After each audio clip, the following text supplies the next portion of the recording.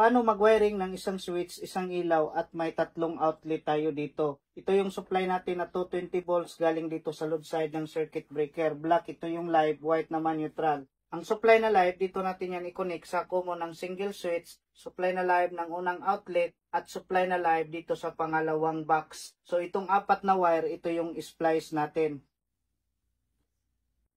Next, dito na tayo sa return ng switch. Sa return ng switch, dito natin i-connect ang supply na live dito sa socket. Itong dalawang wire, ito yung splice natin.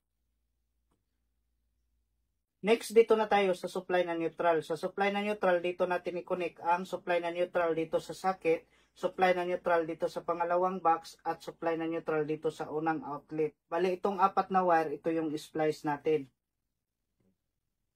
Next, dito na tayo sa pangalawang box. Itong black, ito na yung supply natin na live, at ang white, ito na ang supply natin na neutral. Ang supply na live, dito natin yan i-connect sa supply na live ng unang outlet at supply na live ng pangalawang outlet. Bali, itong tatlong wire na to, ito yung splice natin. Next, ang supply na neutral, dito natin i-connect ang supply na neutral dito sa unang outlet at supply na neutral dito sa pangalawang outlet. Bali, itong tatlong wire na to, ito yung splice natin. Next, lagyan na natin ng electrical tape ang ating koneksyon. Next, on na natin ang circuit breaker. Kapag i-switch on natin ang switch, dapat iilaw itong bulb.